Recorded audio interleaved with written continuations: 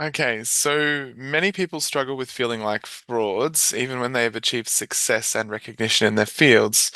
This phenomenon, known as imposter syndrome, can affect one's confidence and prevent one undermine. Yep, undermine is the best Yeah. option there. One's confidence and prevent one from pursuing new opportunities. So, It's more that you feel like you're fraudulent, like you're not who you say you are or who people think you are. oh, I got it. Yeah. Mm. Hence it undermines confidence. That is, we're imagining it's digging underneath and forcing your confidence to collapse. Yeah. Okay, Yeah. got it. So, um, yeah, that's what this paragraph is very much Mm. about, that kind of feeling. Do That you? even that I think that's it. Yeah, Mm. that's the idea. So, and as they go on to say, they say imposter syndrome is not an official diagnosis, but it affects around 25 to 30% of high achievers and 70% of adults at some point in their lives. So it's widespread for everybody, almost everybody sometimes. Mm. So that's why some is the best choice here. I I don't know if anyone famous has talked about it that I can think of, but it's pretty common for people in universities to experience this For because students or I would say it's more common for example, HDR students or maybe um, new lecturers because they're often surrounded by other high achieving, very smart people. And sometimes those people have very different ideas to them. And so they might feel like they don't know as much as they thought they did. mm. Um, yeah, so I've heard colleagues express this feeling. Yeah, I got it. Imposter And syndrome. Yeah. I think the other thing is that in these kinds of environments, like universities or some professions, it's very competitive. So you can see other people who seem like they deserve it just as much as you. You see them fail or not get through to the next level. So when you're there and they aren't, you might feel a bit of survivor guilt, like, oh, I managed to get through this. Why me? So I think that's a related feeling. Mm. So, and the Um, next sentence is said that imposter syndrome is driven by personality traits such as self-efficacy. What does that mean, self-efficacy? um, it's really the ability to get things done under your own motivation. So can you control outcomes? Can you influence how things are going in your life? So it's that feeling of being in control, but also actually having control over. Uh, some people will say, "Oh, I can't control anything. It's all outside of my hands. I'm fated to do, badly in life." Um, Other people will say, "No, there are all of these things that I am responsible for and can directly affect." Um, Yeah, yeah, and also this one, neuroticism. Can you pronounce this one?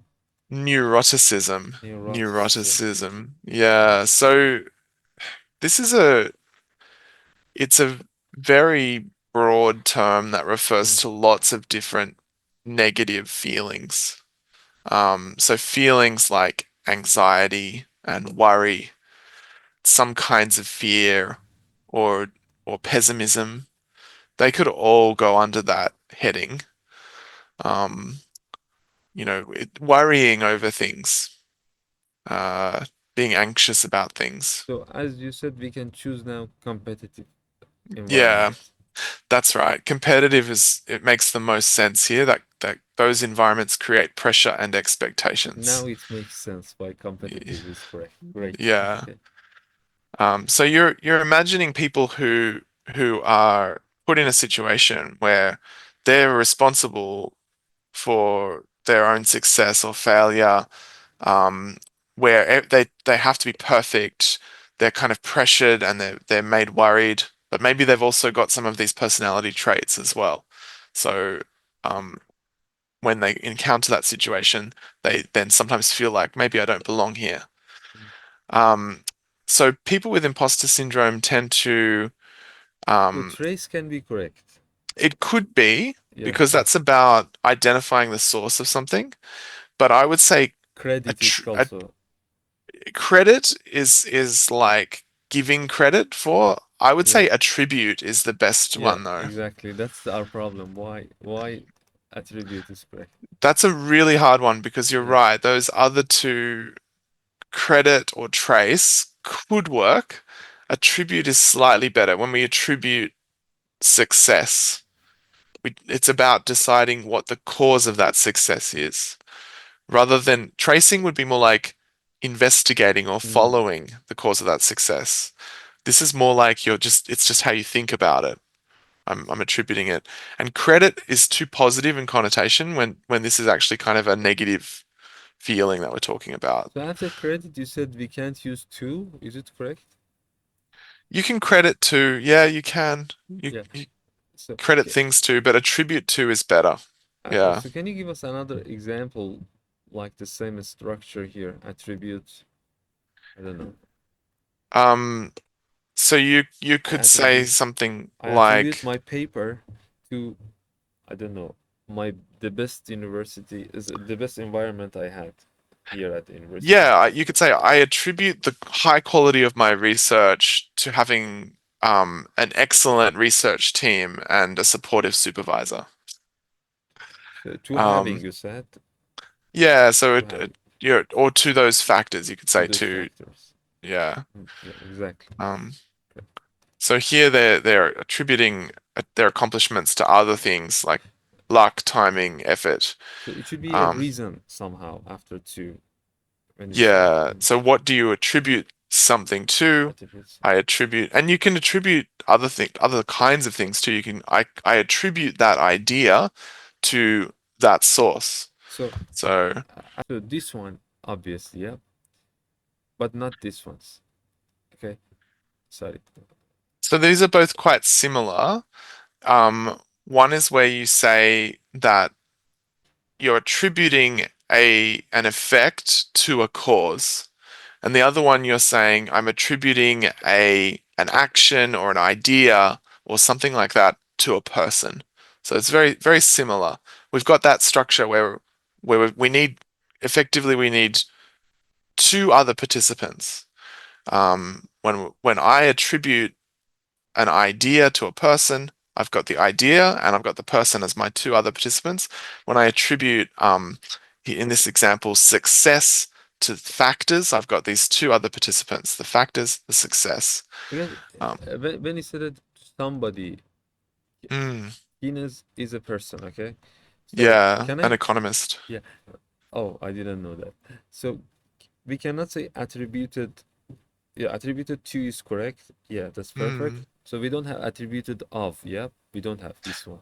no, that's That's right. great. Yeah, I So you or can imagine that you've got responsibility for something, you want to give it to something else.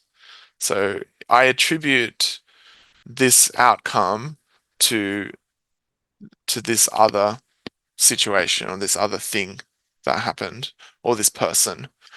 so Um, can we say that my issues are attributed to the family background? Is it correct? yeah, you could say I attribute those issues I attribute those to, issues. yeah, or it's someone's kind of got to make that decision or say that assertion. Great. Um, yeah. Perfect. Finally, I found how to use attributes. And here, uh, yeah, they also fear making mistakes and being exposed as incompetent or unintelligent. Sorry. So after fear, we use ing form. Yep, Okay, so they also fear, and it could be anything, but in this a case, noun. they're fearing making mistakes. So this becomes a kind of noun group for a Mhm. process. So it's I think it's a gerund. Um, Gerund, yeah. And being and they also exposed is fear another gerund. being Yeah. exposed. Mhm. Yeah. Um, you could equally say they also fear cats and dogs. Okay, yeah. Um, but that wouldn't make sense with the rest of the sentence. So what we're looking for is you fear something. So it has to be a noun group. In this case, what's feared is a series of events that are tied up in making mistakes and being exposed. So add that. Yeah, so they're worried. So They that don't know what is the role of as here, mm, actually. so this is actually a full phrase, being exposed as incompetent or unintelligent. Oh, okay. So that all goes together. So what they're worried about is not just that they'll be exposed in general, which could mean anything. It could mean that they are naked or that they were caught in Mhm. a storm. Um, being exposed as, so someone will reveal to other people, or they'll be revealed as Being exposed as. incompetent or unintelligent or, not as smart as they think they are or they say they are. So, for example, the magician at the theater was being exposed as a con artist.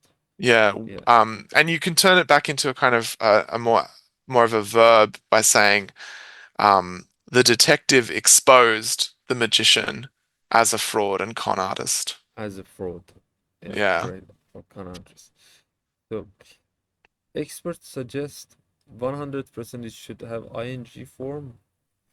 yeah. So, So they suggest doing something basically.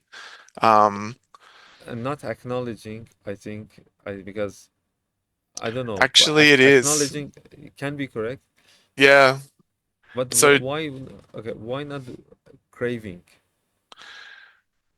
to crave is to kind of desire something.